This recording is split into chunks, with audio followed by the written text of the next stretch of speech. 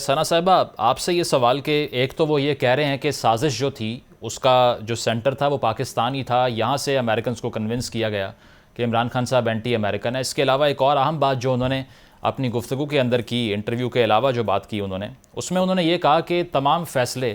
General retired Bajwa کر رہے تھے اور ہمارے پاس کچھ بھی نہیں تھا ان ٹرمز آف سوورینٹی۔ اگر گورنمنٹ کی بات کر لی جائے تو تمام فیصلے باجوہ صاحب کے ہاتھ میں تھے، یعنی کہ اختیار نہیں تھا، اقتدار تھا۔ اس بیان کو آپ کیسے دیکھتی ہیں؟ کیونکہ ہمیشہ سے عمران خان صاحب نے یہی کہا ہے کہ اگر ہمارے پاس پاورز نہیں ہوں گی تو ہم رول کرنے آئیں گے ہی نہیں، ہم والنٹیئر ہی نہیں کریں گے۔ دیکھیں مزمل،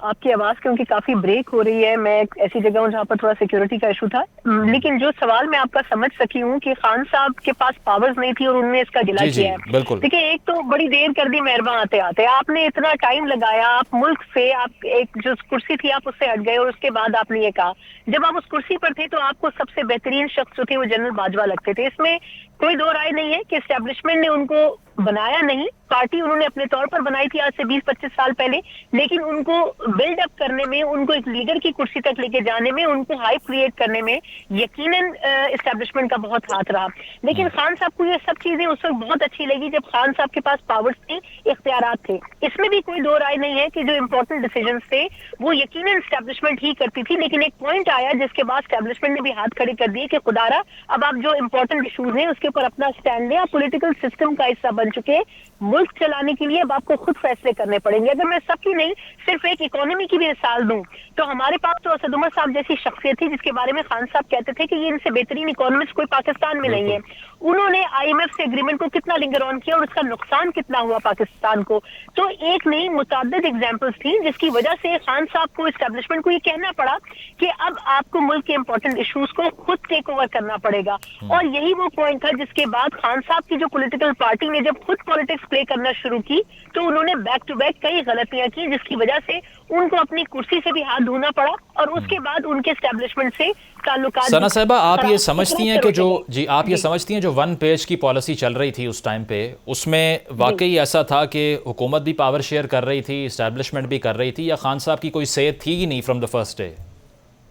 دیکھیں مجھے لگتا ہے کہ کچھ چیزوں میں خان صاحب اپنی سیٹ چاہتے تھے، جیسے پنجاب میں جتنی کرپشن ہوئی اور اس کی جو تاریخ لکھی گئی ہے اس میں اوبویسلی خان صاحب کے ارد گرد کے جو لوگ تھے ان کی پاورز تھیں، ان کی سیٹ تھی۔ یہی وجہ ہے کہ جو موجودہ آرمی چیف ہیں جو اس وقت D G I S I تھے وہ متعدد مرتبہ رپورٹس لے کر گئے اور خان صاحب کو یہ کہتے رہے کہ خدارہ پنجاب میں جو ہو رہا ہے اس کو روکیں، آپ کے فیملی سے ریلیٹڈ جو لوگ ہیں جو ان غلط چیزوں میں انوالو ہیں اس کو روکیں۔ تو خان صاحب نے اس وقت ان کو عہدے سے ہٹا دیا۔ اس کے بعد بھی متعدد ایسے ایشوز آئے جس میں جب ان کے قریبی لوگ بھی ان کے پاس کمپلینز لے کے جاتے رہے تو خان صاحب نے ان کو ایک ہی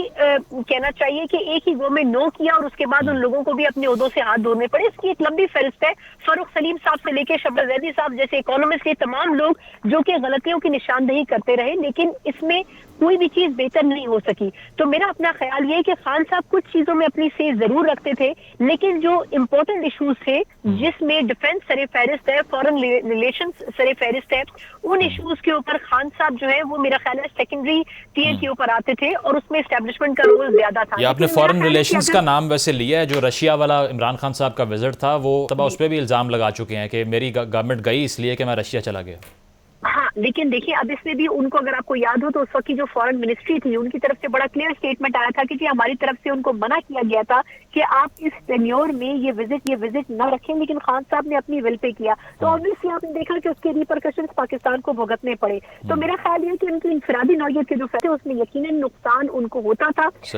اگر وہ اپنے ساتھ ایک پیج کی پالیسی کو کنٹینیو کرتے تو بہت ساری چیزوں سے شاید وہ بچ سکتے تھے جن چیزوں کا خمیازہ ان کو بھگتنا پڑا۔ ٹھیک ہے، پوائنٹ آ گیا آپ کا۔